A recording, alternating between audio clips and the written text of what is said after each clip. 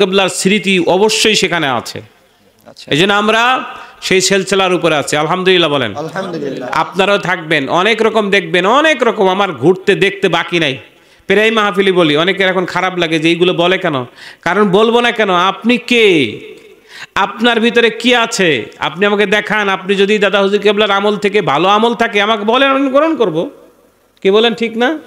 তাহাজ্জুদ কাজা হয়নি, আওয়াবিন পড়েছেন, ইশরাক পড়েছেন, চাষ পড়েছেন, নফল ইবাদত করেছেন, কোরআন তেলাওয়াত করেছেন, আপনি কটা করছেন?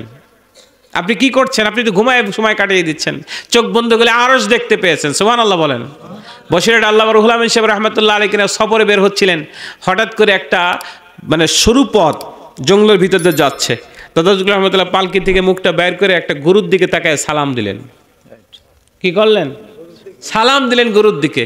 বশির আল্লাহ রুহুল আমিন সাহেব, হুজুর কি অসুস্থ হয়ে পড়ছে নাকি? কোনো মানুষ নেই, জোর নাই, গরুর এদিকে সালাম দিল, ব্যাপারটা কি? মনে মনে কইছে, প্রকাশ করে নাই।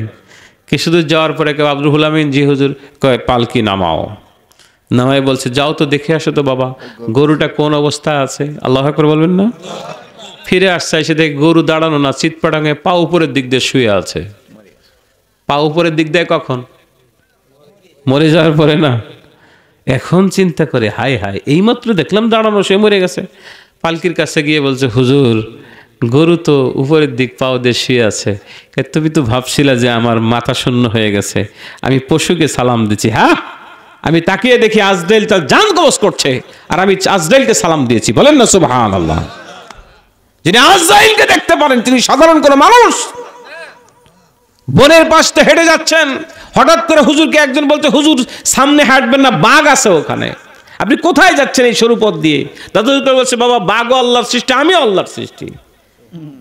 বাঘও আমার আল্লাহর সৃষ্টি, আমিও। কিছুদিন যাওয়ার পর যারা ভয় দিচ্ছে, হুজুর হেঁটে যাচ্ছেন, দেখে বাঘ ঠিকই আসছে, কিন্তু বাঘটা লেজটা গুটাইয়া হুজুরের কদমে চুমা দিচ্ছে। বলেন না সুবহানাল্লাহ। সে হচ্ছে মুজাদ্দিদ জামান, উলিল আমর যাকে বলা হয়। সাধারণত মুজাদ্দিদ ঘরে ঘরে পয়দা হয়েছে। কি বলেন, ঠিক না?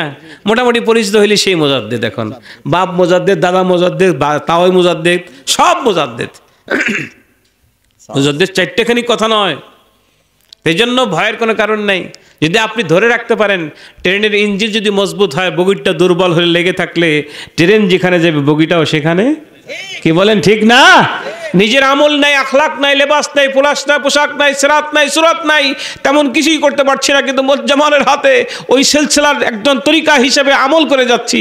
আল্লাহ পাক রব্বুল ইজ্জত ইনশাআল্লাহুল আজিজ এই শুধু লেগে থাকার কারণে আমার দাদা হুজুর কিবলা জান্নাতে যাবে, তার সাথে তার ভক্ত পরিবার সকলে জান্নাতে চলে যাবে।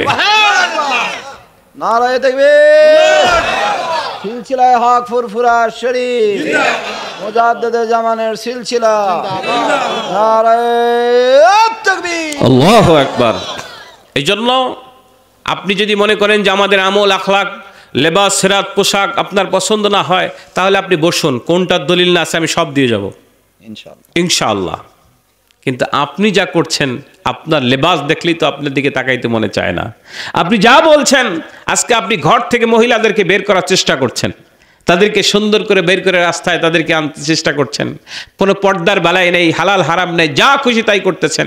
রাসূলকে আপনি মরানবী বলছেন, নাউজুবিল্লাহ বলেন, রওজা বলে হারাম বলছেন, কত কিছু বলছেন, আপনি ইচ্ছা মতো বলছেন। তাহলে আপনার কাছে আমি যে কি করব? আপনার কাছে গেলে চলবে না, কারণ আমরা তো কোনো মরানবীর অনুসারী না, আমরা তো হায়াতুন নবীর অনুসারী। সুবহানাল্লাহ বলেন। কি বলেন, ঠিক না? ইন্নাল্লাহ হারামা আলাল আরদান তাকুল আজসাদাল আমবিয়া ওয়া হুয়া হাইয়ুন ফিল কবর। আল্লাহু আকবার বলেন। যেখানে জমিনকে শুধু আমার নবী না, কোন নবীর জন্য, রাসূলের জন্য না, প্রত্যেকটা নবী রাসূলের জন্য জমিন গ্রাস করা আল্লাহ হারাম করে দিয়েছেন। ওয়া হুয়া হাইয়ুন ফিল কবর, তারা কবরে জিন্দা। বলেন না সুবহানাল্লাহ। আর আমার নবী তো অন্য জিনিস। কি বলেন, ঠিক না? মিয়া সাহেব, এই জন্য সঠিক পথে আমরা আছি ইনশাআল্লাহ, ভয়ের কোনো কারণ